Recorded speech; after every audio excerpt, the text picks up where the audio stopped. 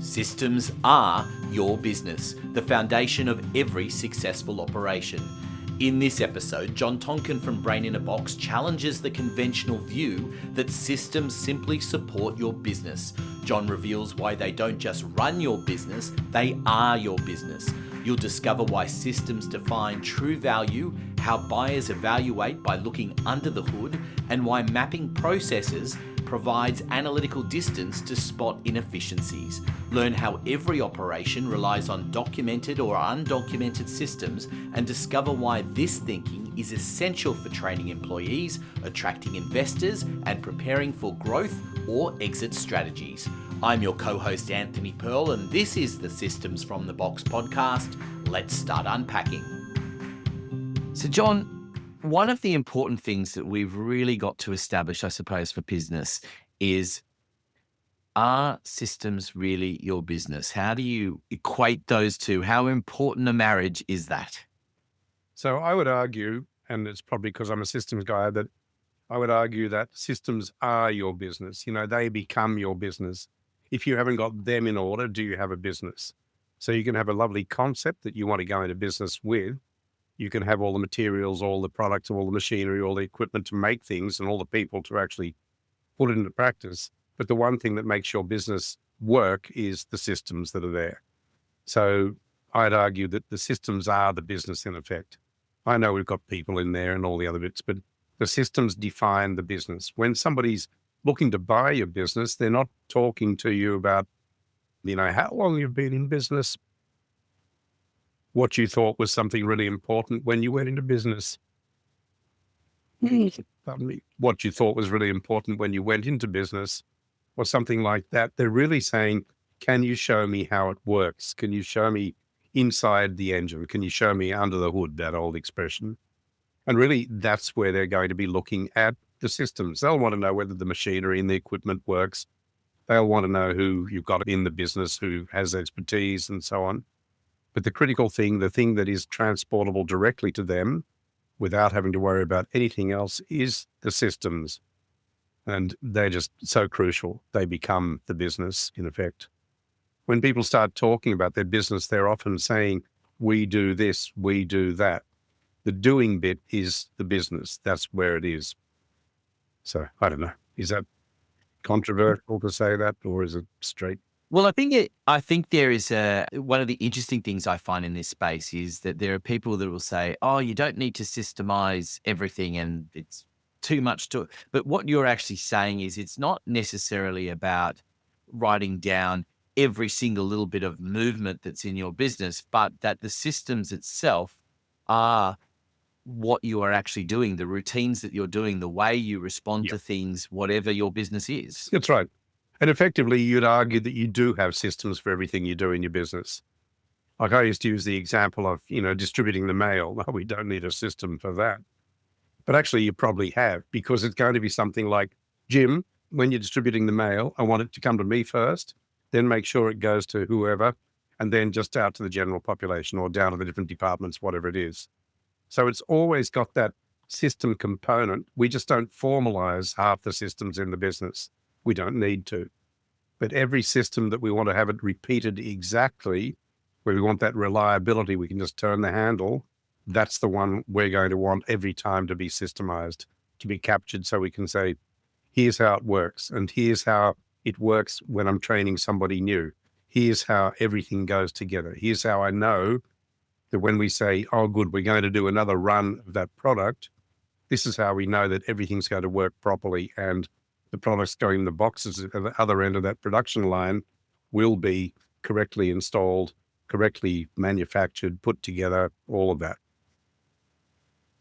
I suppose it's a bit like if you use that example that you started on, that if you think about I suppose a bit more of the old days, because we don't get mail posted to us as much anymore, but the old idea of saying, okay, well, we know the postman delivers at 3 p.m.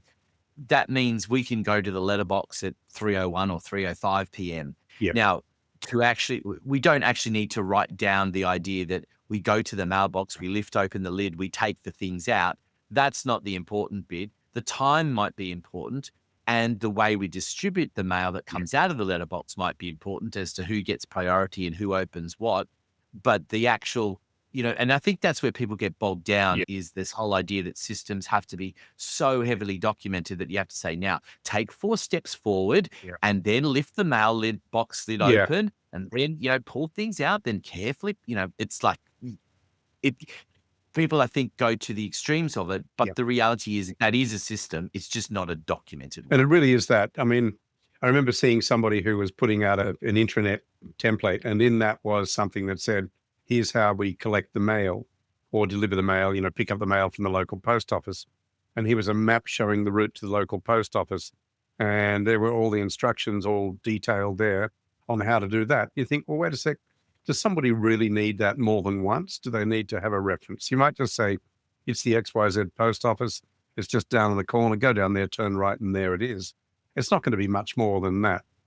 And how formal do you need to be? And I think the critical thing there is systems are the business, but it's a matter of how detailed do we need to have them to still be able to rely on the outcome.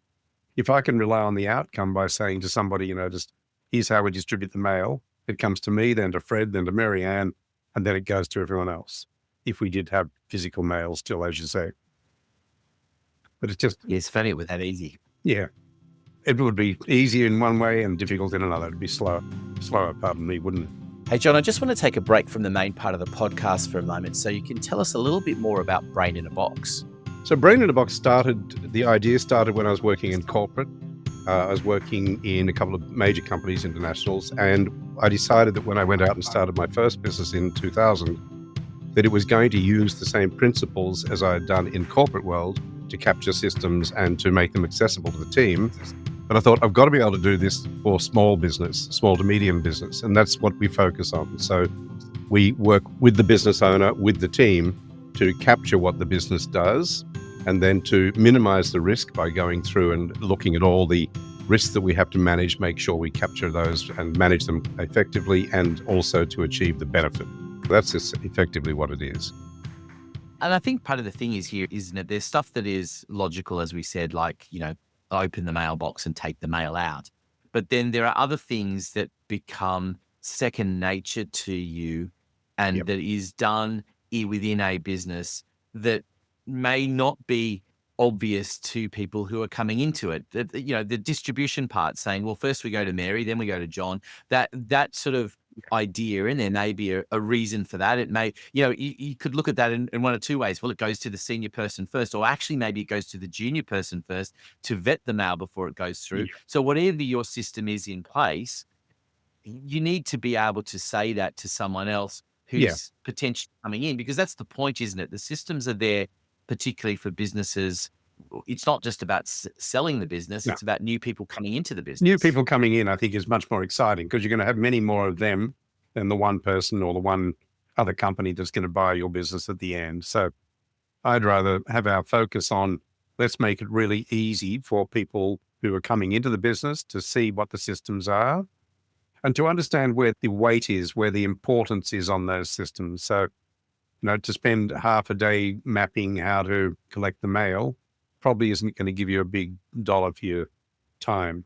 You really want to have something where you're focusing on things that are going to make an impact when you have them in place. I mean, systems do so much more. They certainly allow you to show somebody else what your business does, particularly if you're going to try and raise some capital, or if you're going to be selling your business, or if you just want to invite somebody to come in as a partner or something like that. You can actually show them what the systems are rather than, oh, let me tell you, we sell, etc. It gives you something that's an element of tangibility there that you wouldn't get just by talking about it, obviously. The other thing is you can now, having your systems there, and remember, we're analyzing your business. When we analyze the business, we can analyze the systems. We can see all the flow charts there, all the diagrams, everything else. We can see all the numbers and so on that define your business as well. But then now we can look at your business, we can analyze it to find improvements, to find errors and faults and things, to identify inefficiency, to monitor or fault check the productivity, find out what is working, what isn't working. So it's so much more effective having something that you can look at, having systems that are there and recognizing that when you talk about that thing you're talking about on paper, you're actually talking about your business. They're not divorced from your systems. It's not, oh, yeah, well, here's our business. Oh, and let me show you the systems that run it. That's the bit I really don't like hearing, because it really is, let me show you my business. Here's how it works. So we've got to have that focus there so that people can actually understand it. Plant, equipment, team expertise, they're important things, but we want your systems in place, because if somebody's going to buy into the business or buy the business or want to join the business and understand all about it, they want to see your systems, see something that says, okay, I can see that this runs well. I want to become part of that, or I want to buy that. To me, Yeah, it comes there. I think that's what's important as well, is when you start mapping these things out, as you say, you start to be able to see things. They start revealing where there might be, as you say, some inefficiencies or some opportunities for improvement, or where you might look and say, well, this isn't the greatest in this area. Let's go and have a look at and see if there's something that we can bring in that will help. That's right. I mean, when you think about it, when we're sitting down talking about our systems, looking at them, this is also where we're building that sense of, I own this, it's mine. We want that sense of ownership. If you're just telling people what it is or showing them a video, when I watch a video, it's hard to think, I own that video. I own that. I'm part of that, because it looks like, I'm watching a film and they're all actors. There's something else happening that I'm not part of. I'm watching, I'm a voyeur. I'm looking through a window at the business, if you like.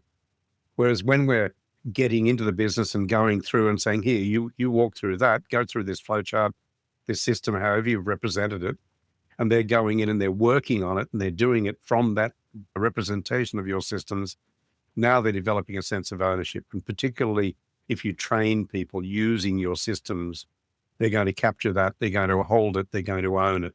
And that's when you know you're really winning. So your systems are your business. Your business is made up of people, plant, equipment, everything else there, all the goodwill and everything else, but you capture all of that expertise in your systems. Everything that makes it worthwhile goes into your systems.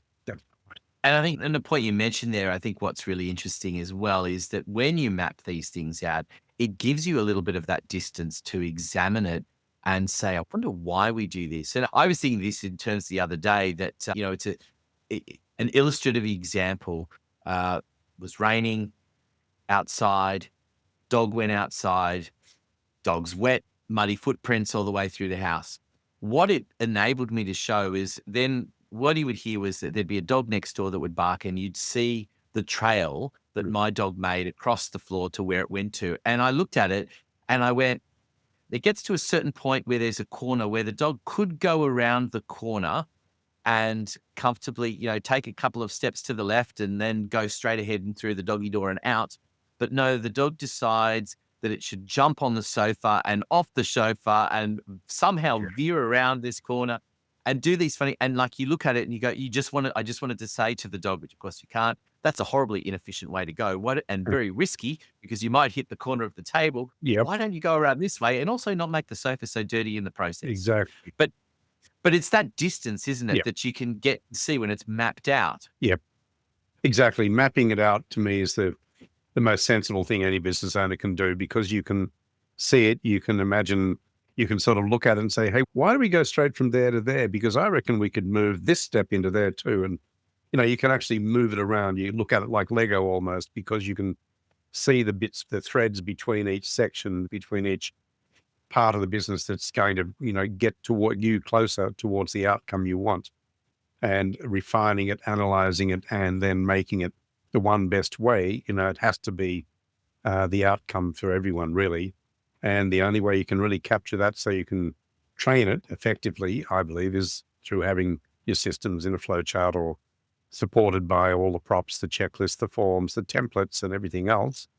But you want something that you can point to and say, we're up to here. Next thing is that. Next thing is that. I mean, this is why you get into a train, and up above the door, or wherever it is in your train, up above there is something that says, you're at this station and we're up to here. And the next station we come to is that, then that, then that, then that.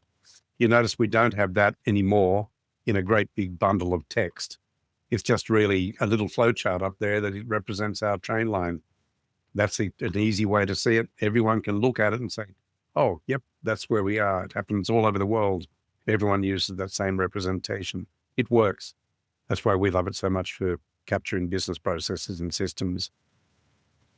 Yeah, I love that. I love that as well. It does make it so much easier when you're traveling to foreign places and you can see those things and know where you're going, particularly knowing that you're going in the right direction. And those things are subtle and important when you think of it in a trained sense, but they're equally important in your business. And to imagine also, there's so much push around technology and things these days and where to bring it in there.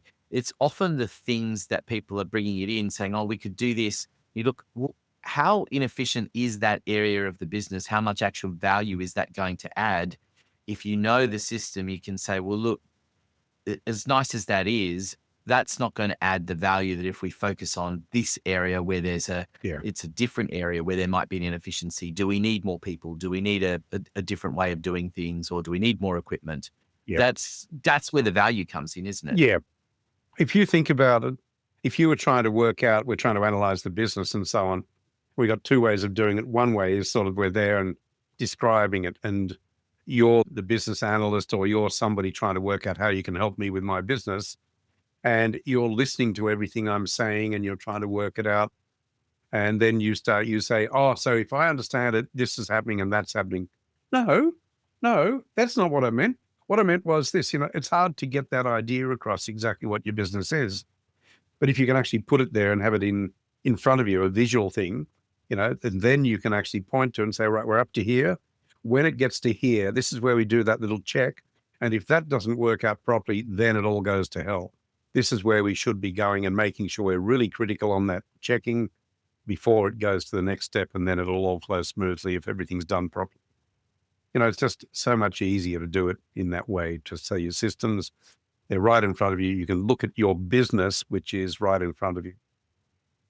It's like people who've seen an org chart that they've actually created, not one they just said, oh, we've got to have a marketing person, we've got to have a salesperson, and they put it together artificially.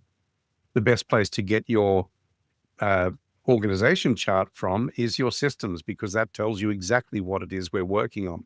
That's what your organization chart should reflect, because we've got all those different areas of the business, all those different things we're doing in the business, and they're represented on the systems and they're represented on your org chart. Simple as that. John, before you go, don't forget to hit the subscribe button on whatever platform you're tuned to. Thank you for listening to the Systems from the Box podcast featuring John Tonkin from Brain in a Box. Details on how to contact John and his team are in the show notes, along with other valuable links you don't want to miss. This podcast is produced by Podcast Done For You. I'm Anthony Pearl. We look forward to your company on the next episode.